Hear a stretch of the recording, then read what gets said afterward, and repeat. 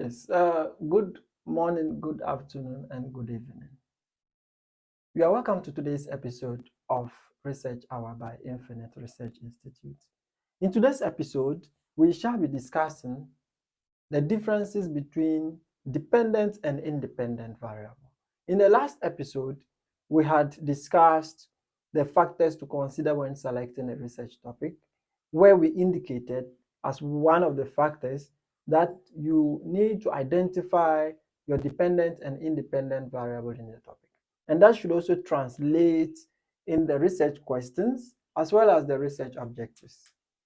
Now, let's see what these differences are. The use of the dependent and independent variables are nothing far-fetched, but its meaning can be derived linguistically.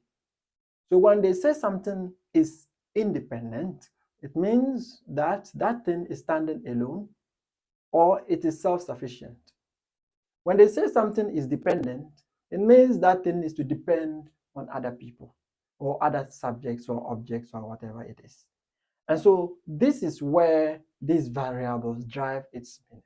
So within the research context, when they say independent variable, we are looking at variables or elements that are subjected to change based on the researcher. One, the researcher can decide to manipulate the variable, or they are the variables under manipulation.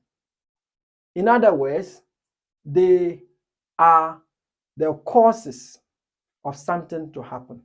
So in a topic, you will be asking yourself, what is causing this to happen? So that section of the causes is the independent. Those elements consisting of the causes is the independent variable. On the other hand, the dependent variables are those variables that consist of the effect side of it. So something may be causing something to happen. So for example, we have the uptake of drugs and its consequences on the health of young people. This is an example. Now, the uptake of drugs becomes our independent variable, and the health consequences become the dependent variable. So as I said, now the independent variable is the uptake of the drug. It means that the person could be taking excess tramadol or other substances. Now the effect it will have on young people could be maybe lung diseases or any other diseases that the young person may be exposed to, or may suffer from. So in this context, we have come to understand that the dependent is at the receiving end and the independent is the one causing the dependent to be at its situation.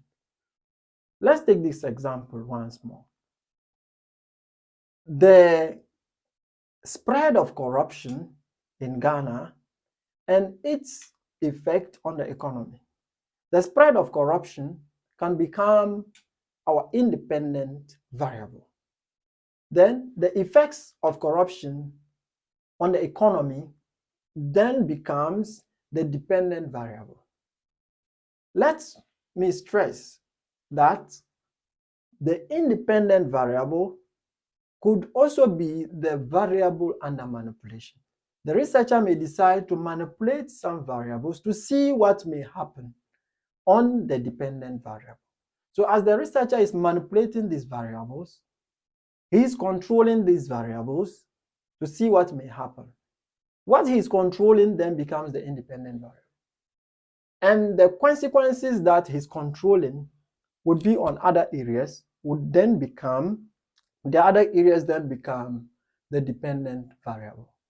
For example, a researcher may be interested to discover the uptake or excessive use of cigarettes, smoking, and its health consequences on young people. So smoking, the uptake of smoking becomes the independent variable. Its effect, for example, could be lung cancer. So the lung cancer then becomes our dependent variable. And so the researcher may decide to give some young people cigarettes to smoke. You see, he's controlling the cigarette. So at the end of it, in the long run, he will then test to see the effect that it would have on the health of young people. And so the uptake of cigarettes becomes the independent variable, whereas the effect, which could be lung cancer, it could be other forms of cancer in the body, and so on and forth. These other issues become the dependent variable. So this brings us to the end of this episode. See you in our next episode. If you have any comments or questions, kindly drop them in the comment section, and please subscribe to our YouTube channel. Thank you.